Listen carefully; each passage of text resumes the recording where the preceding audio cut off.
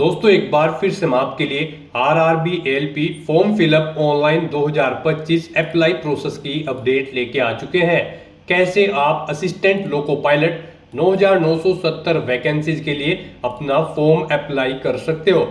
Complete जानकारी step by step आपको इस वीडियो में दी जाएगी। जी हाँ दोस्तों, ऑनलाइन आवेदन करते समय आपको आधार ओटीपी की प्रॉब्लम फेस हो रही है, साथ ही साथ आधार वेरिफिकेशन और कुछ अन्य प्रॉब्लम यहाँ पर आपको फेस हो रही है, जिनका हल आपको इस वीडियो में दिया जाएगा।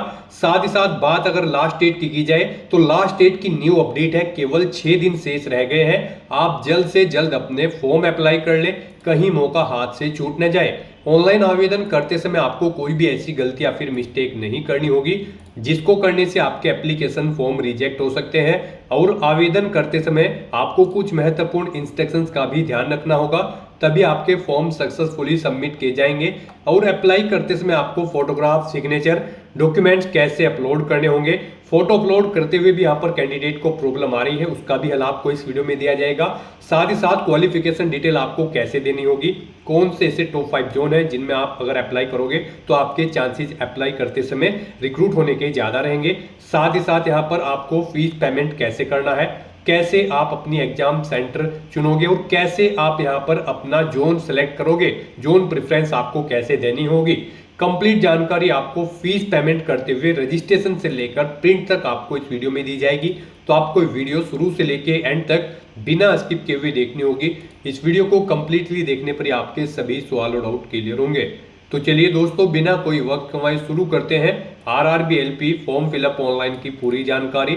फॉर्म भरने से पहले आपको हमारी वेबसाइट आईएनडी सरकारी नौकरी के इस पेज पर विजिट करना होगा, जिसका लिंक आपको नीचे description plus first comment box में मिल जाएगा। और हमारे इस पेज पर विजिट करके आप यहां से आरआरबी एएलपी का फॉर्म अप्लाई कर सकते हो।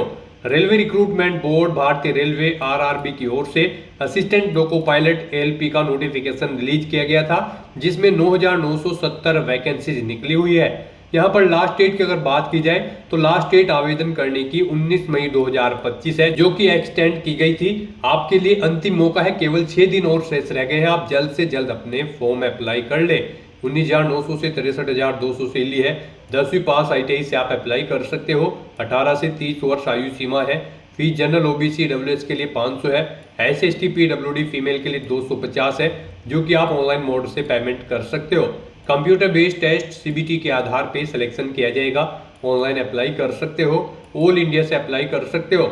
rrbapply.gov.in पोर्टल से इसकी ऑफिशियल वेबसाइट है। इंपोर्टेंट लिंक सेक्शन के अंतर्गत लास्ट डेट एक्सटेंडेड आप चेकआउट कर सकते हो इस लिंक पर क्लिक करके, जो कि 19 मई कर दी गई है। उसके बाद में नोटिफिकेशन लिंक पर क्लिक करके आप इसकी पीडीएफ डाउनलोड कर सकते हो, जिसमें आपको कंप्लीट एलिजिबिलिटी क्राइटेरिया दिया गया है, एग्जाम पैटर्न, सिलेबस की जानकारी आपको दे दी गई है, जोन वाइज वैकेंसीज की इंफॉर्मेशन और हाउ टू अप्लाई का कंप्लीट प्रोसीजर आपको दिखाया गया है। तो अप्लाई करने से पहले आपके नोटिफिकेशन की पीडीएफ पूरा पढ़ना अनिवार्य है।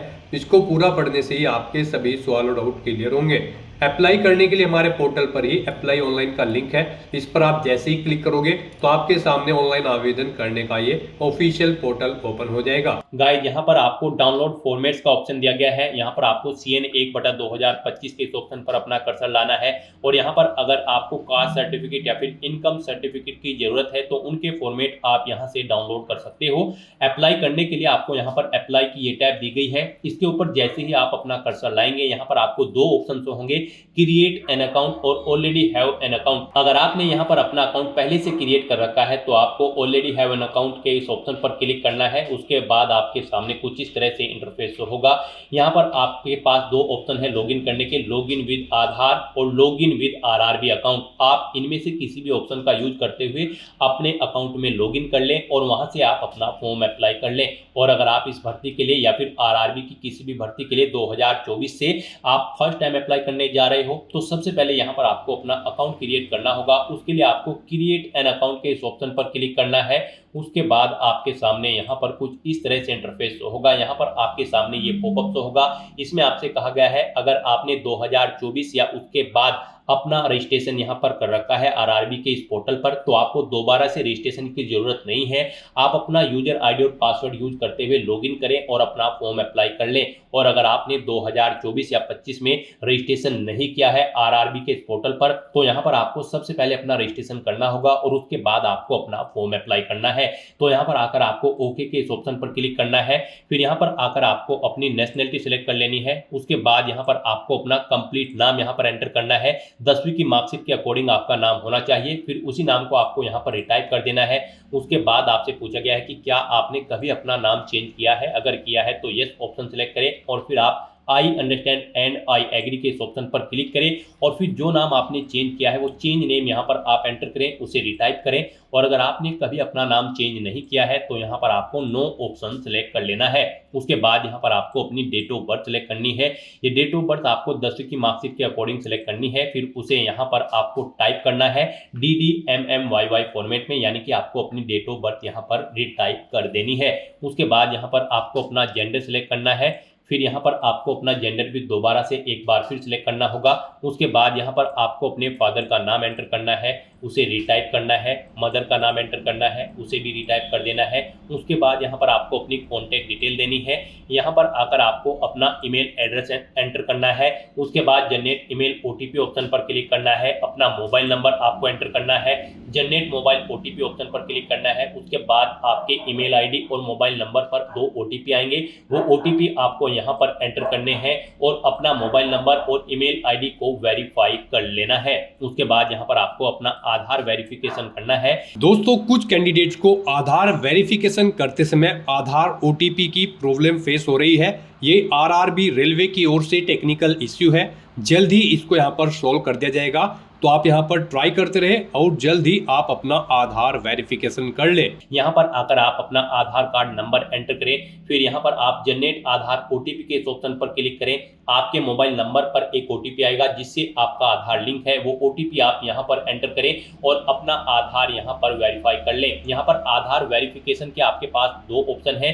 आप OTP के थ्रू अपना वेरिफिकेशन कर सकते हैं या फिर आप फिंगरप्रिंट वेरिफिकेशन ऑप्शन पर क्लिक करके यहाँ पर अपना आधार वेरीफाई कर सकते हैं। यहाँ पर आप इन दोनों ऑप्शन में से कोई भी ऑप्शन यूज करके वेरीफाई के बटन पर क्लिक करके अपना आधार वेरीफाई कर लें। और अगर आपके पास आधार कार्ड नहीं है तो आप I do not have Aadhaar card के ऑप्शन पर क्लिक करेंगे। दोबारा से I do not have Aadhaar card के ऑप्शन पर क्लिक करें। यहाँ पर आप अपना कोई वैलिड प्रूफ आईडी सिलेक्ट करें, उसका नंबर यहाँ पर दें, किसने आपको वो इशू किया है उस अथॉरिटी का नाम यहाँ पर आप एंटर करें, प्लेस ऑफ इशू यहाँ पर दे, डेट ऑफ इशू यहाँ पर आप सिलेक्ट करें। यहाँ पर हम आपको सजेस्ट करेंगे आधार अगर आपके पास नहीं है या फिर वो अपडेटेड नहीं है तो उसमें आप अपडेट करा लें। यहाँ पर आधार वेरिफिकेशन आपके लिए बेस्ट ऑप्शन रहेगा क्योंकि आगे भी आपको आधार की जरूरत पड़ेगी इस भर्ती की आगे की टास्क के लिए। तो यहाँ पर आप बेस्ट रहेगा कि आप अपना आधार वेरीफाई कर लें। उसके बाद यहाँ पर आपको चेकबॉक्स को ओके करना है। फिर यहाँ पर आपको अपना पासवर्ड क्रिएट करना है। पासवर्ड यहाँ पर आप कोशिश करें कि आपका पासवर्ड अल्फा न्यूमेरिक फॉर्मेट में हो। मींस आपके पासवर्ड में कम से कम एक अपर केस कैरेक्टर, एक लोअर केस कैरेक्टर, एक इंटीजर नंबर और एक स्पेशल कैरेक्टर जैसे कि @ या फिर डॉलर होना चाहिए। तो इस फॉर्मेट में यहाँ पर आपको अपना पासवर्ड रेडी कर लेना है। वही पासवर्ड आपको कंफर्म पासवर्ड फील्ड में एंटर करना है। इस कैप्चा कोड के इस चेकबॉक्स को ओके करना है और फिर गाइस यहाँ पर आपको preview and create an account के इस ऑप्शन पर क्लिक कर देना है। यहाँ पर इस ऑप्शन पर क्लिक करते ही आपकी जो डिटेल्स आपने फिल की होगी यहाँ पर रजिस्ट्रेशन की, उनका पूरा प्रीव्यू आपको शो होगा। उन्हें आपको केयरफुली चेकआउट करना है। अगर कोई मिस्टेक होगी तो आप एडिट कर लेंगे, नहीं तो आपको अपना रजिस्ट्रेशन कंप्लीट कर लेना है। आपका रजिस्ट्रेशन सक्सेसफुली कंप्लीट होने के बाद आपको आरआरबी के ऑफिशियल पोर्टल पर रिडायरेक्ट कर दिया जाएगा। यहाँ पर आकर आपको दोबारा से अप्लाई के इस ऑप्शन पर क्लिक करना है। फिर यहाँ पर आपको ऑलरेडी हैव एन अकाउंट के इस ऑप्शन पर क्लिक करना है या फिर आपके सामने डायरेक्टली यही इंटरफेस शो होगा। फिर यहाँ पर आने के बाद आपको लॉगिन विद आधार या फिर लॉगिन विद आरआरबी अकाउंट, इन दोनों ऑप्शन में से कोई भी ऑप्शन का यूज करते हुए आपको अपने डैशबोर्ड में लॉगिन करना है। गाइड यहाँ पर अगर आप login with Aadhaar option select करते हैं तो फिर यहाँ पर आपको अपना आधार नंबर एंटर करना है। उसके बाद आपको जनरेट आधार OTP के ऑप्शन पर क्लिक करना है। एक OTP आपके मोबाइल नंबर पर आएगा जिससे आपका आधार लिंक है, वो OTP आपको यहाँ पर एंटर करना है। I am not a robot इस चेकबॉक्स को ओके करना है और फिर आपको यहाँ पर लॉगिन के इस ऑप्शन पर क्लिक करके अपने डैशबोर्ड में लॉगिन कर लेना है और फिर वहां से आपको अपना फॉर्म अप्लाई करना है। और अगर आप login with RRB account option select करते हैं तो आपके सामने फिर यहाँ पर कुछ इस तरह से इंटरफेस होगा। यहाँ पर आने के बाद अब आपको अपना मोबाइल नंबर या फिर ईमेल एड्रेस एंटर करना है, अपना पासवर्ड आपको एंटर करना है, I am not a robot आपको इस चेकबॉक्स को ओके करना है और फिर यहाँ पर आपको कैप्चा कोड के अकॉर्डिंग आपको इमेज सेलेक्ट कर लेनी है और फिर गाइस यहाँ पर आपको लॉगिन के इस ऑप्शन पर क्लिक करके अपने डैशबोर्ड में लॉगिन कर लेना है। जैसे ही आप लॉगिन के ऑप्शन पर क्लिक करेंगे आपके सामने कुछ इस तरह से इंटरफेस होगा। यहाँ पर अब आपको 2 फैक्टर ऑथेंटिकेशन मोड कंप्लीट करना है। यहाँ पर आप सेंड ओटीपी टू ईमेल आप इस ऑप्शन पर क्लिक करें, आपकी ईमेल आईडी पर एक ओटीपी जाएगा, वो ओटीपी आप यहाँ पर एंटर करें या फिर आप सेंड ओटीपी टू फोन के ऑप्शन पर क्लिक करें, फिर आपके मोबाइल नंबर पर एक ओटीपी जाएगा, वो ओटीपी आपको यहाँ पर एंटर करना है और फिर गाइस आपको लॉगिन के इस ऑप्शन पर क्लिक करके अपने डैशबोर्ड में लॉगिन कर लेना है। लॉगिन करने के बाद आपके सामने आपका डैशबोर्ड कुछ इस तरह से शो होगा। यहाँ पर आपको टॉप पर ही 4 ऑप्शन दिए गए हैं। सबसे पहले यहाँ पर आपको कुछ जनरल इंस्ट्रक्शन दिए गए हैं। आपको फॉर्म अप्लाई करने से पहले इन्हें केयरफुली रीड कर लेना है। यहाँ पर ऑनलाइन एप्लीकेशन का ऑप्शन है, एप्लीकेशन हिस्ट्री है। यहाँ पर जब आप फॉर्म अप्लाई कर लोगे तो फिर आप इस ऑप्शन में जाकर चेकआउट कर पाओगे आप अपना एप्लीकेशन फॉर्म सक्सेसफुली सबमिट कर चुके हो या फिर नहीं। और मॉडिफाई रजिस्ट्रेशन डिटेल आपको ये ऑप्शन दिया गया है, इस पर क्लिक करके यहाँ पर आप अगर आपके रजिस्ट्रेशन में मॉडिफाई करना चाहते हैं तो आप मॉडिफाई कर सकते हैं। यहाँ पर ये ऑप्शन आपका 18 अप्रैल 2025 के बाद एक्टिव होगा। आप इस ऑप्शन का यूज करते हुए अगर आपने रजिस्ट्रेशन में चेंज आउट करना चाहते हैं तो आप चेंज कर सकते हैं। तो यहाँ पर बस अब अगर आपका रजिस्ट्रेशन ओके है तो आपको अपना ऑनलाइन फॉर्म फिल करना है। उसके लिए आपको ऑनलाइन एप्लीकेशन के इस ऑप्शन पर क्लिक करना है या फिर जनरल इंस्ट्रक्शन के यहाँ पर आपको ऑनलाइन एप्लीकेशन के इस ऑप्शन पर क्लिक करना है। नेक्स्ट आपके सामने कुछ इस तरह से इंटरफेस होगा। यहाँ पर आपको आरआरबी असिस्टेंट लोको पायलट का ये सेक्शन दे दिया गया है। यहाँ पर सीएन नंबर 1/2025 में सबसे पहले आपको बोर्ड का नाम सेलेक्ट करना है जिस बोर्ड के लिए आप अप्लाई करना चाहते हैं। आप अपनी चॉइस के अकॉर्डिंग कोई भी बोर्ड यहाँ पर सिलेक्ट करें, इस चेकबॉक्स को ओके करें, यानी कि आपको आरआरबी आरआरसी की किसी भी भर्ती एग्जाम में बैठने से नहीं रोका गया है, तो आपको इस चेकबॉक्स को ओके कर देना है और उसके बाद गाइस यहाँ पर आपको नेक्स्ट के इस ऑप्शन पर क्लिक करना है। नेक्स्ट आपके सामने कुछ इस तरह से इंटरफेस होगा। यहाँ पर आपकी कुछ डिटेल ऑटोमेटिकली फेच कर ली गई है आपके रजिस्ट्रेशन से। यहाँ पर बस अब आपको सबसे पहले अपना मैरिटल स्टेटस देना है, उसके बाद आपको अपना रिलीजन सेलेक्ट करना है, अपनी मातृभाषा यहाँ पर आपको सिलेक्ट कर लेनी है। फिर यहाँ पर आपको choice of language for examination, जिस लैंग्वेज में आप अपना एग्जाम चाहते हैं वो लैंग्वेज यहाँ पर आपको सिलेक्ट करनी है। फिर यहाँ पर आपकी बॉडी पर कोई कट या तिल का निशान है तो उस पैलेस का नाम यहाँ पर आपको एंटर कर देना है। 2 पैलेस के नाम यहाँ पर आपको एंटर करने हैं, नहीं है तो यहाँ पर आप नो मार्क एंटर कर देंगे। उसके बाद यहाँ पर आपको अपनी कम्युनिटी सेलेक्ट कर लेनी है। उसके बाद यहाँ पर अगर आप रिजर्व कैटेगरी से बिलोंग करते हो तो यहाँ पर आपको अपनी कास्ट का नाम देना है, कम्युनिटी सर्टिफिकेट नंबर देना है। कम्युनिटी सर्टिफिकेट आपको किस अथॉरिटी ने इशू किया है, collector, city magistrate, deputy collector, आप अपने अकॉर्डिंग यहाँ पर ऑप्शन सेलेक्ट करें। उसके बाद इशूइंग स्टेट यहाँ पर आप सिलेक्ट करें। उसके बाद यहाँ पर आपका जो सर्टिफिकेट है वो कब आपको इशू हुआ है वो डेट आपको सिलेक्ट कर लेनी है। फिर यहाँ पर आपसे पूछा गया है कि क्या आप फ्री ट्रैवल पास चाहते हैं रेलवे का, अगर चाहते हैं तो यस करें और फिर यहाँ पर आप अपने नियरेस्ट रेलवे स्टेशन का नाम एंटर करें और फिर यहाँ पर आप अपना वैलिड कास्ट सर्टिफिकेट अपलोड कर दें। आपका सर्टिफिकेट यहाँ पर 400 KB से कम होना चाहिए, PDF फॉर्मेट में होना चाहिए। आपको अपलोड डॉक्यूमेंट के ऑप्शन पर क्लिक करना है, फाइल को सिलेक्ट कर लेना है और अपना कास्ट सर्टिफिकेट यहाँ पर आपको अपलोड कर देना है। और अगर आप यहाँ पर अनरिजर्व कैटेगरी से आते हैं तो फिर आगे के ऑप्शन आपको डिसेबल्ड कर दिए जाएंगे। उसके बाद यहाँ पर आपको अपना प्रेजेंट एड्रेस एंटर करना है, फिर आपको अपना परमानेंट एड्रेस एंटर करना है और अगर आपका परमानेंट एड्रेस आपके प्रेजेंट एड्रेस के अकॉर्डिंग सेम है तो आप इस चेकबॉक्स को ओके कर दें। ऑटोमेटिकली आपका परमानेंट एड्रेस आपके प्रेजेंट एड्रेस के अकॉर्डिंग फिल हो जाएगा। उसके बाद गाइस यहाँ पर आपको सेव के इस ऑप्शन पर क्लिक करके अपनी डिटेल सेव कर देनी है और फिर आपको नेक्स्ट के इस ऑप्शन पर क्लिक करना है। नेक्स्ट गाइस यहाँ पर आपको अपनी कैटेगरी की डिटेल देनी है। यहाँ पर आपसे पूछा गया है कि क्या आप EX सर्विसमैन हैं, अगर हैं तो आप यस ऑप्शन सेलेक्ट करें। फिर यहाँ पर आप अपनी डिफेंस सर्विस सेलेक्ट करें, किसमें आप EX सर्विसमैन थे, आर्मी, नेवी, एयरफोर्स, अपने अकॉर्डिंग ऑप्शन सेलेक्ट करें। अपनी रैंक यहाँ पर एंटर करें, डेट ऑफ अटेस्टेशन यहाँ पर आप सिलेक्ट करें और फिर आपसे पूछा गया कि क्या आप फिलहाल भी डिफेंस सर्विस में कार्यरत हैं, अगर हैं तो यस करें और फिर यहाँ पर नहीं है तो आप नो ऑप्शन सेलेक्ट कर लें। अगर आप यहाँ पर जॉब छोड़ चुके हो, डेट ऑफ डिस्चार्ज यहाँ पर आप सिलेक्ट करें, रीजन ऑफ डिस्चार्ज यहाँ पर दें, डिस्चार्ज सर्टिफिकेट नंबर दें, क्या आपने दोबारा से री एम्प्लॉयमेंट किया है एज ए ईएक्स सर्विसमैन, अगर किया है तो यस करें, नहीं तो नो ऑप्शन सेलेक्ट करें। और गाइज अगर आप ईएक्स सर्विसमैन नहीं हो तो यहाँ पर आपको नो ऑप्शन सेलेक्ट करना है, आगे की डिटेल आपको डिसेबल्ड कर दी जाएगी। फिर यहाँ पर आपसे पूछा गया कि क्या आप ईबीसी सर्टिफिकेट होल्डर कैंडिडेट हैं, अगर हैं तो आप यस करें और फिर I understand and I agree के इस ऑप्शन पर क्लिक करें।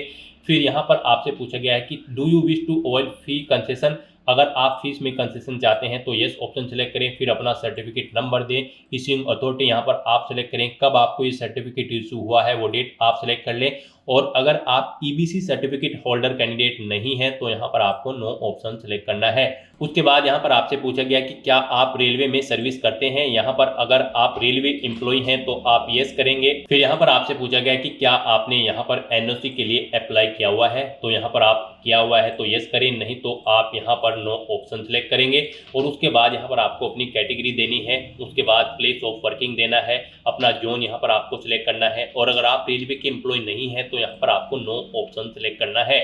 उसके बाद यहाँ पर आपको पूछा गया कि क्या आप करंट में कहीं पर एम्प्लॉय हैं, अगर हैं तो यहाँ पर आप ऑप्शन सेलेक्ट करें, आप सेंट्रल गवर्नमेंट में एम्प्लॉय हैं, स्टेट में या फिर किसी पब्लिक सेक्टर में, तो यहाँ पर आप अपने अकॉर्डिंग ऑप्शन सेलेक्ट करें। और फिर यहाँ पर आप उसकी डिटेल दें, जैसे कि अगर आप स्टेट गवर्नमेंट में एम्प्लॉय हैं तो नेम ऑफ ऑर्गेनाइजेशन, किस डेट से आपने जॉब स्टार्ट की है और क्या फिलहाल भी आप वर्क कर रहे हैं, यहाँ पर आपको ये डिटेल्स प्रोवाइड करानी है। और अगर आप यहाँ पर करंट एम्प्लॉयमेंट नहीं है, यानी कि आप करंट में जॉब नहीं करते हैं, तो फिर यहाँ पर आपको नॉट एप्लीकेबल का ये ऑप्शन सेलेक्ट करना है। उसके बाद आपको इस पेज को नीचे स्क्रॉल डाउन करना है। नेक्स्ट यहाँ पर आपसे पूछा गया कि क्या आपने अपना एसीटी अप्रेंटिस का कोर्स कंप्लीट किया हुआ है, अगर किया हुआ है तो यहाँ पर आप यस ऑप्शन सेलेक्ट करें, फिर आप अपनी ट्रेड का नाम सेलेक्ट करें, किस ट्रेड में आपने कोर्स कंप्लीट किया है, कब से आपने ट्रेनिंग स्टार्ट की थी वो डेट सेलेक्ट करें, कब कंप्लीट हुई है वो डेट आप सेलेक्ट करें। फिर यहाँ पर आपका रिजल्ट डिक्लेयर हो चुका है या फिर नहीं, आपको येस या नो ऑप्शन सेलेक्ट करना है। और अगर गाइज यहाँ पर आप अपना एसीटी अप्रेंटिस का कोर्स कंप्लीट नहीं किए हो तो यहाँ पर आपको नो ऑप्शन सेलेक्ट करना है, फिर आपको ये डिटेल देनी नहीं होगी। उसके बाद यहाँ पर आपको अपनी बैंक की डिटेल देनी है, यहाँ पर आप अकाउंट होल्डर का नाम एंटर करें, फिर यहाँ पर आकर आपको अपने बैंक अकाउंट का नंबर एंटर करना है, उसे यहाँ पर आपको दोबारा से एंटर करके कंफर्म कर लेना है। फिर आपको अपने बैंक का आईएफएससी कोड देना है, कंफर्म के ऑप्शन पर क्लिक करना है, आपके बैंक का नाम और आपको आपके बैंक का एड्रेस यहाँ पर आपके आईएफएससी कोड के अकॉर्डिंग शो हो जाएगा। इस तरह से अपनी डिटेल यहाँ पर फिल करने के बाद फिर गाइज आपको सेव के इस ऑप्शन पर क्लिक करके अपनी डिटेल सेव कर देनी है और फिर आपको नेक्स्ट के इस ऑप्शन पर क्लिक कर देना है। नेक्स्ट यहाँ पर आपको अपनी एजुकेशनल क्वालिफिकेशन की डिटेल देनी है।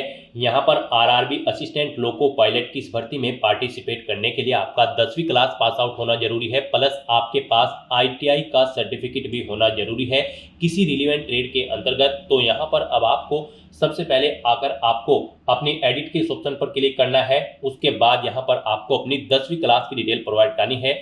यहाँ पर आपको सबसे पहले स्टेट सेलेक्ट करना है, किस स्टेट से आपने अपनी 10वीं क्लास पास आउट की है, फिर आपको अपना डिस्ट्रिक्ट सेलेक्ट करना है, फिर आपको बोर्ड का नाम यहाँ पर देना है, किस बोर्ड से आपने अपनी 10वीं क्लास पास आउट की है, फिर आपको पासिंग डेट यहाँ पर सिलेक्ट करनी है, किस डेट को आपने अपनी 10वीं क्लास पास आउट की है, 10वीं का रोल नंबर यहाँ पर आपको एंटर करना है, अपनी 10वीं क्लास का यहाँ पर आपको सर्टिफिकेट का सीरियल नंबर एंटर कर देना है और फिर आपको अपडेट के इस ऑप्शन पर क्लिक करके अपनी ये डिटेल यहाँ पर अपडेट कर देनी है। यहाँ पर आपको ये डिटेल ऑटोमेटिकली फिर मिल जाएगी। अगर आपने आरआरबी में 2024 या 25 की किसी भर्ती में पहले भी अप्लाई किया हुआ है, नहीं मिलेगी तो फिर यहाँ पर आपको मैन्युअली ये डिटेल्स एंटर कर देनी है और अपडेट के ऑप्शन पर क्लिक करके अपनी डिटेल सेव कर देनी है। इस तरह से यहाँ पर आपकी 10वीं क्लास की डिटेल सक्सेसफुली सेव हो जाएगी। उसके बाद यहाँ पर जो रिक्वायर्ड क्वालिफिकेशन है आपके पास यहाँ पर इस भर्ती में पार्टिसिपेट करने के लिए आईटीआई का सर्टिफिकेट होना जरूरी है रिलेवेंट ट्रेड के अंतर्गत। यहाँ पर या तो आपके पास आईटीआई का सर्टिफिकेट हो या फिर आपके पास 3 साल का डिप्लोमा होना चाहिए इंजीनियरिंग का, या फिर डिग्री होनी चाहिए इंजीनियरिंग की रिलेवेंट ट्रेड के अंतर्गत, या फिर आपके पास आईटीआई या फिर एनएसी नेशनल अप्रेंटिसशिप सर्टिफिकेट होना चाहिए। तो आपको इनमें से अपनी चॉइस के अकॉर्डिंग कोई भी ऑप्शन सेलेक्ट करना है, जो भी आपके पास है आप यहाँ पर ऑप्शन सेलेक्ट करें। आईटीआई अगर आप सेलेक्ट करते हैं तो फिर यहाँ पर आकर आपको सबसे पहले ट्रेड सेलेक्ट करनी है, किस ट्रेड में आपने अपनी आईटीआई कंप्लीट की है, फिर आपको स्टेट सेलेक्ट करना है, किस स्टेट से आपने अपनी आईटीआई कंप्लीट की है, फिर स्टेट के अकॉर्डिंग यहाँ पर आपको अपना डिस्ट्रिक्ट सेलेक्ट कर लेना है, इंस्टीट्यूट का नाम देना है जिससे आपने अपनी आईटीआई कंप्लीट की है पासिंग डेट यहाँ पर आपको सिलेक्ट करनी है, कब पास आउट की है, सर्टिफिकेट आपको किसने इशू किया है, आईटीआई का, एनसीवीटी या फिर एससीवीटी ने, आप अपने अकॉर्डिंग ऑप्शन सेलेक्ट करें। सर्टिफिकेट का टाइप यहाँ पर आप सिलेक्ट करें, वो नेशनल ट्रेड सर्टिफिकेट है या फिर स्टेट ट्रेड सर्टिफिकेट है। इस तरह से अपनी डिटेल यहाँ पर फिल करने के बाद फिर आपको ऐड के इस ऑप्शन पर क्लिक करना है और अपनी इस डिटेल को यहाँ पर ऐड कर देना है।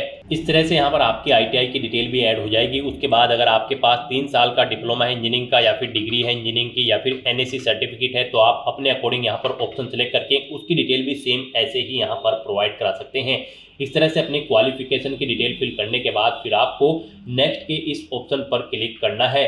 नेक्स्ट यहाँ पर आपको अपना फोटो और सिग्नेचर अपलोड करने हैं। गाइस, जैसा कि हमने आपको स्टार्टिंग में ही बताया था कि कौन सी वो कॉमन मिस्टेक है जिसे करने से आपका एप्लीकेशन फॉर्म रिजेक्ट हो सकता है, तो इस सेक्शन में आपको दी गई गाइडलाइंस के अकॉर्डिंग ही अपना फोटो और सिग्नेचर अपलोड करने हैं, अदरवाइज आपके एप्लीकेशन फॉर्म के रिजेक्ट होने के चांसेस रहते हैं। यहाँ पर आपके फोटो की जो हाइट होगी वो 320 पिक्सल होनी चाहिए और जो विड्थ होगी वो 240 पिक्सल होनी चाहिए। जेपीजी या फिर जेपीईजी फॉर्मेट में आपका फोटो होना चाहिए। साइज उसका यहाँ पर 100 KB से 150 KB के बीच में होना चाहिए और जो आपके सिग्नेचर होंगे यहाँ पर उनकी हाइट 60 पिक्सल होनी चाहिए और विड्थ 140 पिक्सल। साइज उनका यहाँ पर 30 KB से 49 KB के बीच में होना चाहिए। जेपीजी या फिर जेपीईजी फॉर्मेट में आपके सिग्नेचर होने चाहिए। यहाँ पर आपके फोटो रिजेक्ट होने के कुछ सैंपल आपको दिए गए हैं। यहाँ पर आपको सैंपल ऑफ फ्यू रिजेक्टेबल फोटोज, आपको इस ऑप्शन पर क्लिक करना है। यहाँ पर आपको सैंपल शो कर दिए गए हैं। यहाँ पर आपका फोटो इस तरह से नहीं होना चाहिए, इस फॉर्मेट में यहाँ पर आपका फोटो होना चाहिए। ग्रीन कलर का जो यहाँ पर आपको साइन शो हो रहा है, इस फॉर्मेट में आपका फोटो होना चाहिए। आपके फोटो का बैकग्राउंड जो है वो यहाँ पर व्हाइट होना चाहिए। कोई भी रंगीन बैकग्राउंड का फोटो यहाँ पर एक्सेप्टेबल नहीं होगा। तो यहाँ से आप चेकआउट कर ले, इन फॉर्मेट में आपके फोटो रिजेक्टेबल होंगे और इस फॉर्मेट में आपका फोटो यहाँ पर एक्सेप्टेबल होगा। सिग्नेचर भी यहाँ पर आपके व्हाइट पेपर पर ब्लैंक इंक पेन से होने चाहिए। तो यहाँ पर अब आपको अपना फोटो और सिग्नेचर अपलोड करने के लिए ब्राउज किस ऑप्शन पर क्लिक करना है, फाइल को सिलेक्ट कर लेना है और अपना फोटो और सिग्नेचर यहाँ पर आपको अपलोड कर देना है। गाइस, यहाँ पर अगर आपके फोटो या सिग्नेचर का साइज कम या ज्यादा है तो आप उसे यहाँ पर रिसाइज कर सकते हैं। आप यहाँ पर MS पेंट में जाकर अपना फोटो या सिग्नेचर दी गई रिक्वायरमेंट के अकॉर्डिंग सेट कर लें, या फिर बहुत सारी ऑनलाइन वेबसाइट्स हैं उन पर आप अपना फोटो या सिग्नेचर अपलोड करके उनका साइज दी गई रिक्वायरमेंट के अकॉर्डिंग सेट कर सकते हैं। आप गूगल पर जाएं, वहां पर आप इमेज रिसाइजर टाइप करें, मल्टीपल्स वेबसाइट आपके सामने शो होंगी। वहां पर आप सिलेक्ट इमेज ऑप्शन पर क्लिक करें, इमेज को सिलेक्ट करें और अपनी दी गई गाइडलाइंस के अकॉर्डिंग आप उसका फोटो का साइज यहाँ पर सेट कर लें और फिर यहाँ पर आप अपना फोटो और सिग्नेचर अपलोड कर दें। इस तरह से यहाँ पर आपको अपना फोटो और सिग्नेचर अपलोड करने के बाद फिर आपको सेव के इस ऑप्शन पर क्लिक करके अपना फोटो और सिग्नेचर सेव कर देने हैं और फिर गाइस यहाँ पर आपको नेक्स्ट के इस ऑप्शन पर क्लिक करना है। नेक्स्ट यहाँ पर आपको अपनी जोन प्रेफरेंस देनी है। आपने स्टार्टिंग में जो भी बोर्ड सेलेक्ट किया होगा उसके अकॉर्डिंग आप जिस भी जोन पर अप्लाई करने के लिए एलिजिबल हैं वो जोन्स यहाँ पर आपको शो कर दी गई हैं। अब आपको यहाँ पर अपनी चॉइस के अकॉर्डिंग इन्हें प्रेफरेंस देना है।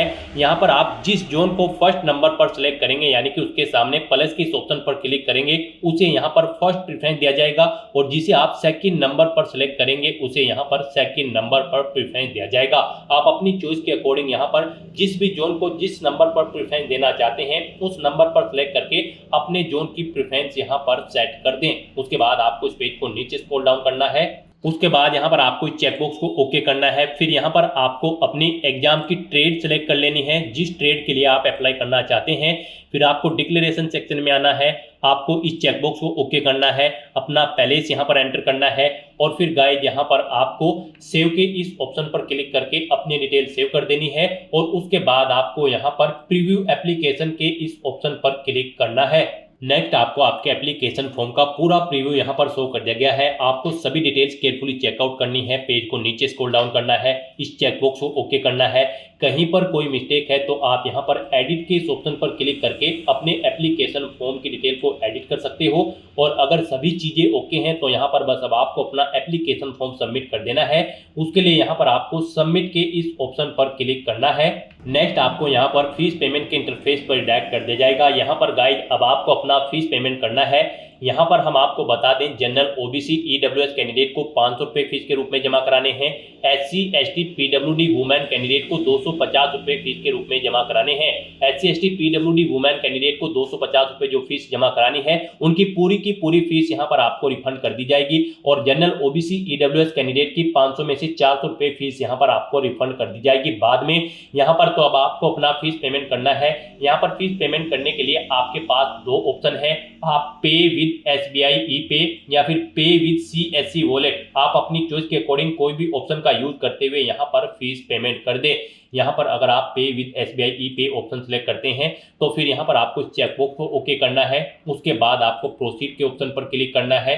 नेक्स्ट यहाँ पर आपके सामने फीस पेमेंट का इंटरफेस ओपन हो जाएगा। गाइस, यहाँ पर आने के बाद आप debit card, credit card, SBI corporate credit card या फिर इंटरनेट बैंकिंग या फिर UPI के माध्यम से अपना फीस पेमेंट कर सकते हो। UPI यहाँ पर आपके लिए बेस्ट ऑप्शन रहेगा। आप UPI के इस ऑप्शन पर क्लिक करें। अगर आपको अपनी UPI ID पता है तो आप एंटर UPI ID के इस ऑप्शन पर क्लिक करें। यहाँ पर आप अपनी UPI ID एंटर करें और वैलिडेट UPI ID ऑप्शन पर क्लिक करते हुए अपना फीस पेमेंट कर दें। और अगर आप QR कोड के थ्रू फीस पेमेंट करना चाहते हैं तो यहाँ पर आप UPI QR के इस ऑप्शन पर क्लिक करें। फिर आप पे नाउ के इस ऑप्शन पर क्लिक करें। पे नाउ ऑप्शन पर क्लिक करते ही आपके सामने एक QR कोड शो होगा। आप उसे अपने किसी भी UPI से स्कैन करें और अपना फीस पेमेंट कर दें। सक्सेसफुली फीस पेमेंट करने के बाद आपको आपके डैशबोर्ड में डायरेक्ट कर दिया जाएगा।